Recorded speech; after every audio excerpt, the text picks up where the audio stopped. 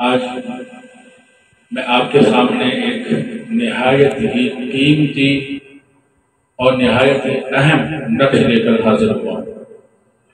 اکثر لوگ یہ سوال کرتے رہتے ہیں، انہی کے جواب میں یہ نقش لے کر حاضر ہوا ہوں۔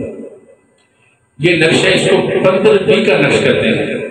عورتیں جب ولادت کا وقت آتا ہے، انتہائی تکلیف کا وقت، درد ذیل کی حالت انتہائی تکلیف دہ ہوتی ہے، وضع حمل کی حالت، زندگی اور موت کا مسئلہ ہوتا ہے، ہر طرح کے لوگ تدبیریں کرتے ہیں، بہت پریشانی ہوتی ہے۔ تو اس لیے میں نے اسی لیے کہ یہ وقت ہر گھر میں آتا ہے، ہر گھر میں یہ مسائل، ان مسائل سے گزرنا پڑتا ہے، تو سب کے لیے آسانی پیدا ہو، اس لیے یہ نقش لے کر میں حاضر ہوا ہوں۔ یہ آپ دیکھ لیجئے، اس کو 15 کا نقش کہتے ہیں۔ اگر آپ کو نظر نہ بھی آیا تو آپ نے پریشان نہیں ہونا، میں انشاءاللہ یہ نقش، اس کی فوٹو کاپی ویڈیو کے آخر میں لگا دوں گا۔ یہ حوا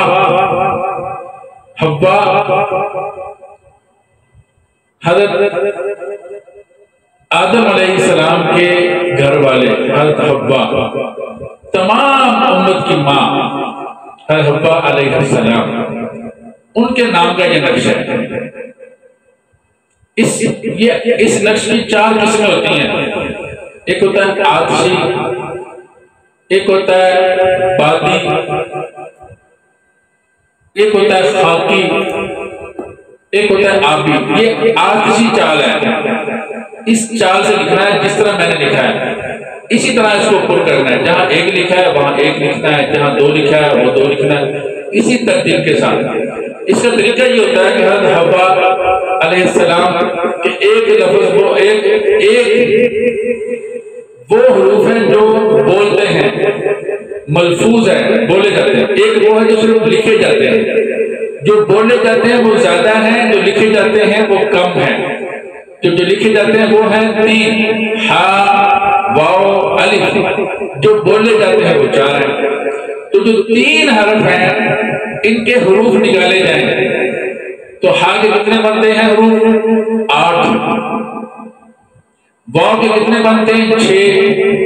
الف کے کتنے بنتے ہیں؟ 1۔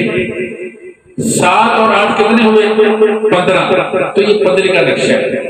اب اس کا قاعدہ یہ ہوتا ہے کہ یہ 15 عدد جو ہے ان میں سے 12 کو گرا کر باقیوں کو 3 پہ تقسیم کرنا ہوتا ہے۔ جب 15 سے 12 گرائیں تو باقی کتنے رہ گئے؟ 3۔ جب 3 پہ تقسیم کریں گے تو 1 آئے گا۔ تو اس کو 1 سے لکھنا شروع کرنا ہوتا ہے، پھر ہر خانے میں 1 بڑھاتے رہنا ہوتا ہے۔ 1 لکھا، پھر 2 آگے بڑھا دیا، پھر 3 بڑھا دیا، پھر 4 بڑھا دیا، پھر 5 بڑھا دیا، 6 بڑھا دیا، 7، 8، 9 پر یہ نقش مکمل ہو جاتا ہے۔ یہ مثلث نقش ہے، مثلث 9 پر یہ مکمل ہو جاتا ہے۔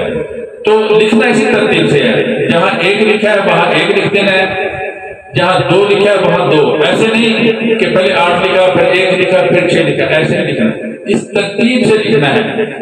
تو اس کے بعد اکثر لوگ سورۃ الانشقاق کی 5 آیات لکھتے ہیں۔ اذا السماء انشقت وأذنت لربها فحقت وإذا الأرض مدت وألقت ما فيها وتخلت وأذنت لربها فحقت۔ وہ اس کے نیچے لکھ دیتے ہیں، اور میں ان آیت مبارکہ کو اس نقش کے اوپر لکھتا ہوں، آپ بھی اوپر لکھ لیں۔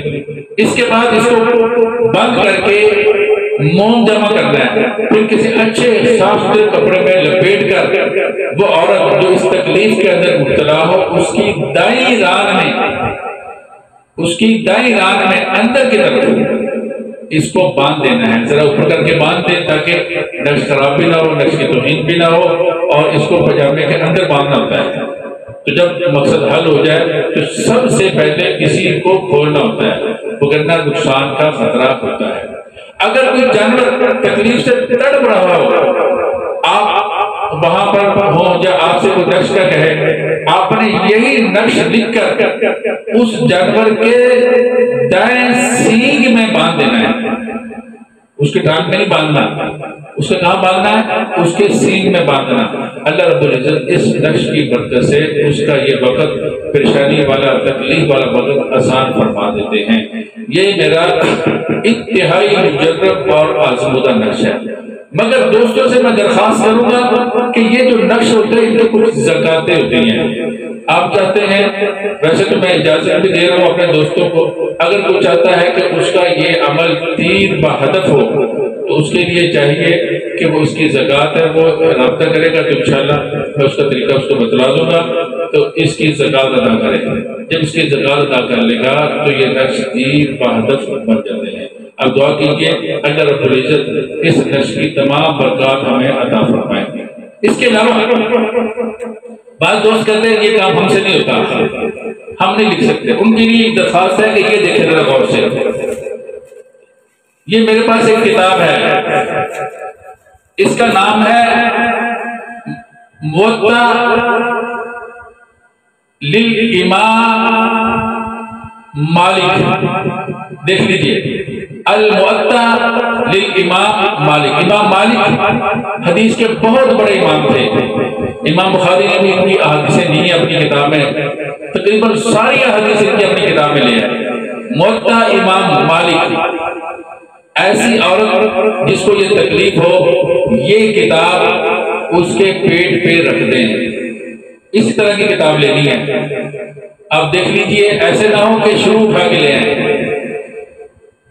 اصل کتاب لینی ہے، اس کے پیٹ پہ رکھ دیں۔ اللہ تعالیٰ اس کتاب کی برکت سے بھی یہ تکلیف جو ہے یہ اس کے لیے آسان کر دیتے ہیں، اس کا معاملہ آسانی سے حل ہو جاتا ہے۔ میں نے بعض بزرگوں سے سنا ہے کہ اس کے اندر اللہ نے وہ اللہ کے نبی صلی اللہ علیہ وسلم کی احادیث کی شکل میں اس کے اندر وہ باقاعدہ عمل موجود ہے جس کی برکت سے یہ کام ہوتا ہے۔